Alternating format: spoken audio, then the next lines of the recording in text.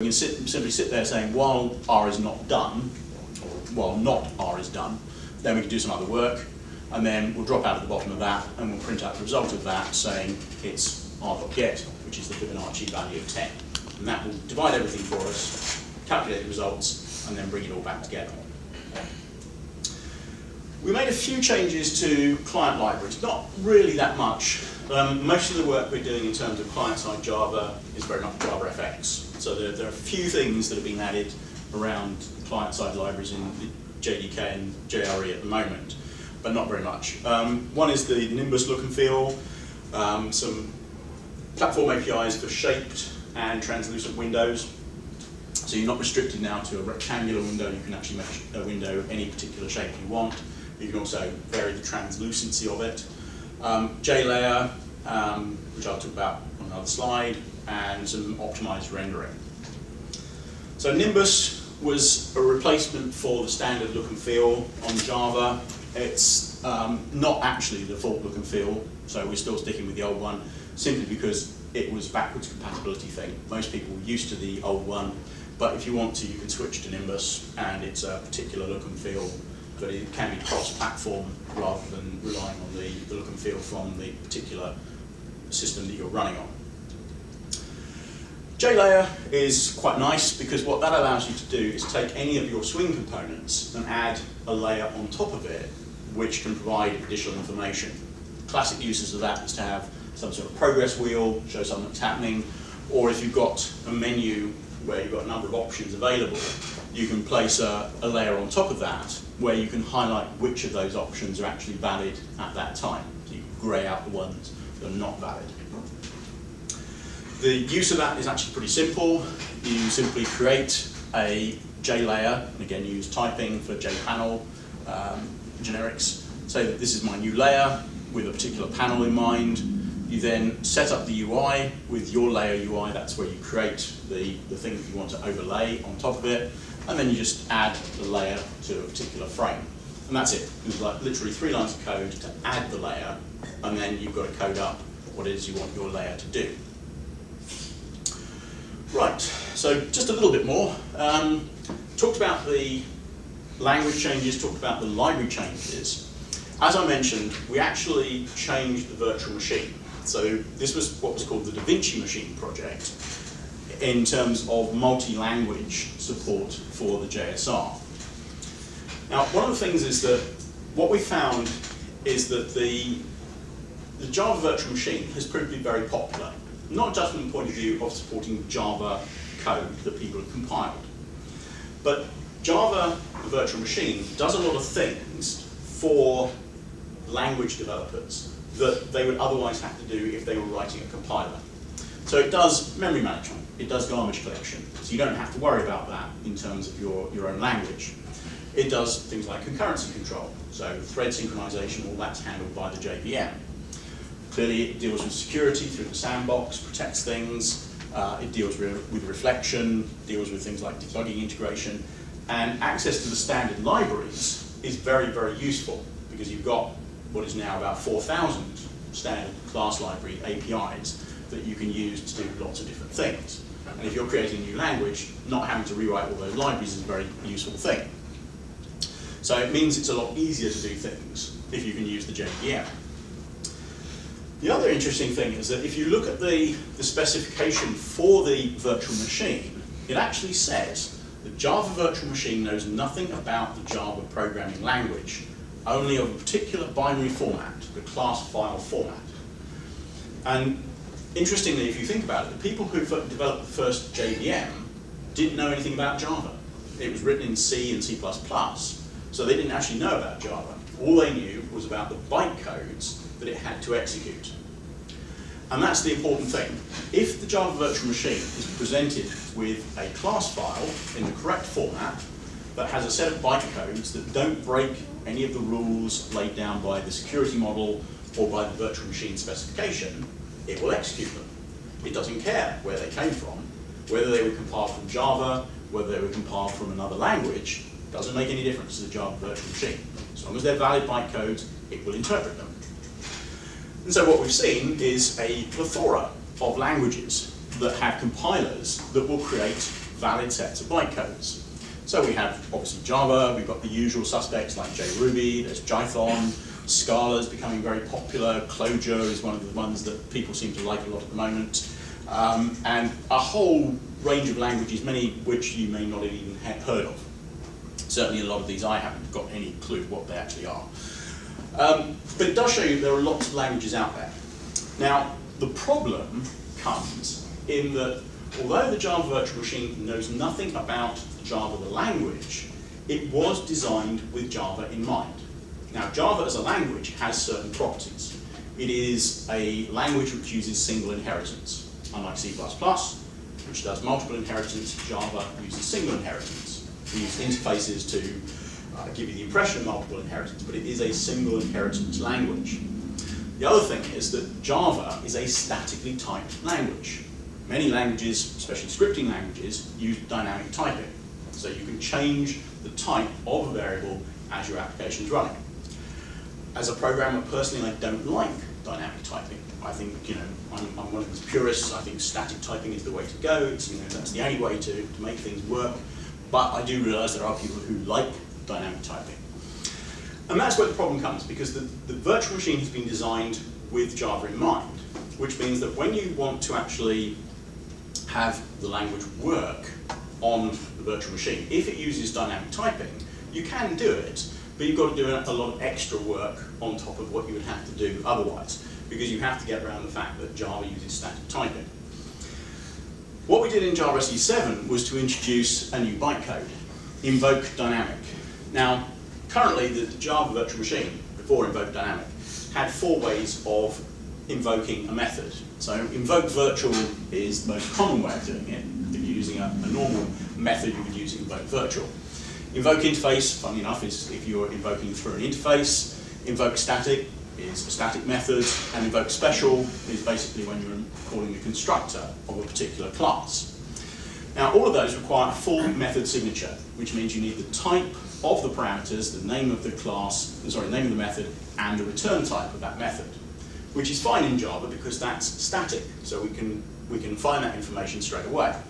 But in dynamically typed languages, clearly you can change the type of a particular variable as the code is running. So where you might call a method with a string at one point, that variable may then change to be an integer, and then when you call the method again with that variable, suddenly you're calling a method with a different signature than you were before. So in terms of compiling that into Java code, you have to, every time, check what the types of the parameters are in order to construct the method signature, and then call the method from that. So you're effectively resolving the method every single time you call it, which is a big overhead from the point of view of making the system run smoothly. So in Java SE 7, invoke dynamic now allows you to get around that problem by doing what we always do in computer science, which is to introduce another level of indirection. The way of solving everything in computer science is to introduce another level of indirection, or another layer to our stack. So what it does is it says, if you have a particular method that has not been called before, the first time you call it, when you're using invoke dynamic, you resolve that method. And you use a bootstrap way of doing that. So you resolve the method, and then you store the result of that in a method handle. The method handle is in effect a pointer to your method. That way, you can then use that reference so that the next time you call your method, you already have the method handle associated with that method, so you call through that method handle to the method. And then, if at some point you change the type of a parameter which will affect that method call, you then recompute the method reference, you then store that new method reference in the method handle, so that the next time you call it, even though now you're calling it with an integer rather than a string, you still call through the method handle, but the method handle is now pointing at a different method. So you go after the appropriate method for the one that has an integer as a parameter rather than a string. And so that's what invoke dynamic does. So it uses the concept of a call site and a method handle. It's probably, I'll just skip over that diagram. It was interesting watching Sunny present yesterday, the idea of like trying to find a diagram which represents this. And I agree, there isn't an easy way of putting it into a diagram. But basically it's the idea, you've got your invoke dynamic, The invoke bootstrap figures out what the actual method is going to be, stores it in the call site using the method handle, and then the method handle is what you're actually going to implement, so that's how you go off. And then by changing that call site at a different point, you get a different method handle, and off you go. I think that covers it. Right. A few miscellaneous things that went to Java SE 7. There was a couple of changes to security. We introduced a different algorithm for cryptography using elliptic curves, which apparently is hard to break. Transport layer security, we upped to version 1.2. We revised some of the APIs for XML to various versions, so XML processing 1.4.4, web services version 2.2, binding version 2.2. There was a slight change to some of the class load architecture, probably not going to affect many people. Similarly, adding a close method for the URL class loader. Can't imagine many people are going to notice that. Maybe there are, but probably not. And one of the best things in Java SE 7 was style sheet support for Java docs. We finally moved beyond the 1990s for our Java docs. So you now actually have a much nicer looking Java doc for Java SE.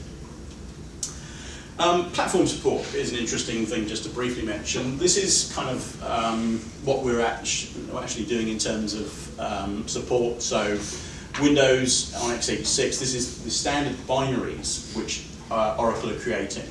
So there's Windows Server 2008, Windows 7 and 8 when it GAs, which will be October. Windows Vista and XP, Linux on various flavors and various versions, so we support all the sort of obvious ones there. Solaris x86 and Spark. Apple, which was a nice addition because Apple decided a while ago that they were going to discontinue support for Java on the Mac platform.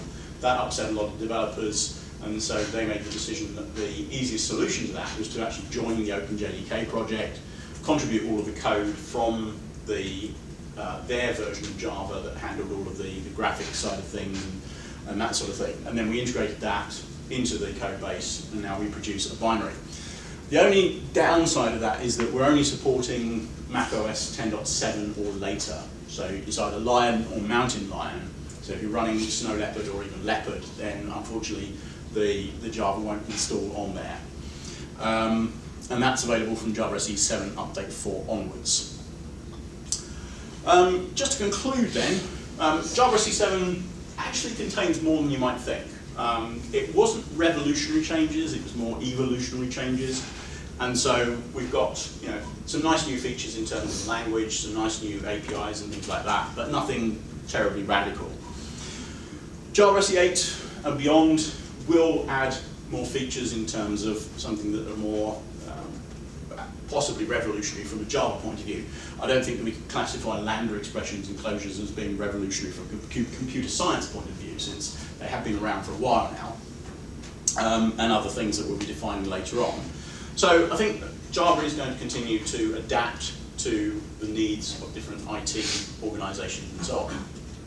So one more slide, which is my usual safe harbor statement. Having worked for Sun for 14 years, and then joined Oracle, one of the first things you notice is that lawyers get involved in pretty much everything. So I have to put this statement up just to say that don't base any purchasing decisions on what I've just told you. Why you would do that, I don't know. But, okay, so any questions? I know a couple of questions, but is there any other questions? Back to that hemodynamic part about the method handle, where it's stored. I mean, when we change the type, will the old type be GC? Garbage collected? Or? Hang on. No, so it depends on what you mean. So if you're saying that you change the type, then if you lose a reference to an object, yes, then yes. Because if you lose the reference to the object and you don't have any other references to it, it would become valid for garbage collection. Okay, so to the Java 7 JVM, that method handle is still an object stored in HIP. Yes, I mean it is strictly speaking an object, but it's not one that you reference directly. Oh, okay. Because the reference that you're using there is more to do with the people writing the compiler.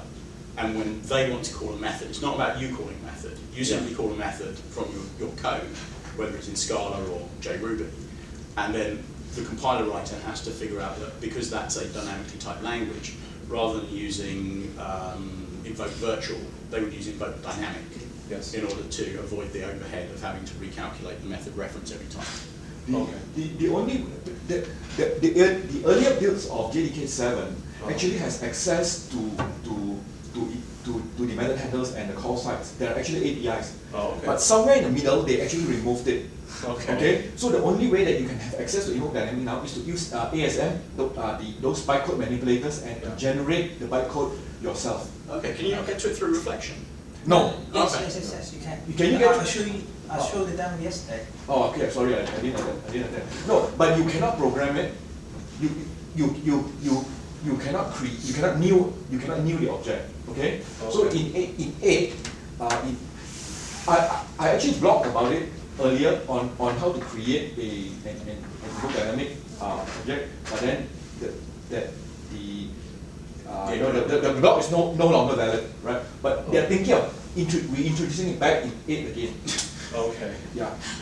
You do have a so there's a java.dym methods and things like that, which basically allows you to access similar functionality within your yesterday. I'll show you.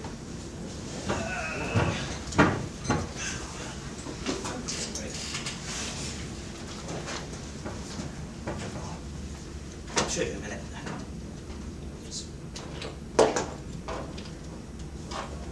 And I have just some quick comments on the invoke dynamic. So not many dynamic language would really implement the invoke dynamic because of Android. Like for example, Scala, they decide not to use the invoke dynamic bytecode because they want to support Android, which only support Java 5. That's it. Yeah, I mean, if that's the way they want to go. I mean, it seems a bit strange to me because if they're writing a compiler, surely they're writing a compiler that will generate bytecode. And Android, as we know, doesn't use bytecode because it uses Dalvik. So you would need a different compiler to create an Android version of an application. And since it wouldn't, I don't see why that would make a difference from the language point of view. Because I understand what you're saying, you know, Android is Java SE 5, this is Java SE 7, but it's in the VM rather than at the language level. You are using the Apple's what? Yeah. Can you do it? Yes. Oh. Same thing. If I can unlock it here. So keep going. So was there another comment about that?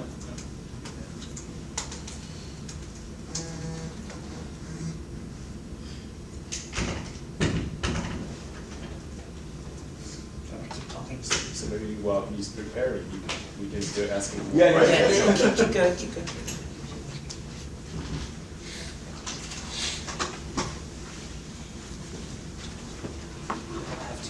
大家没有问题吗？那我们先谢谢3位。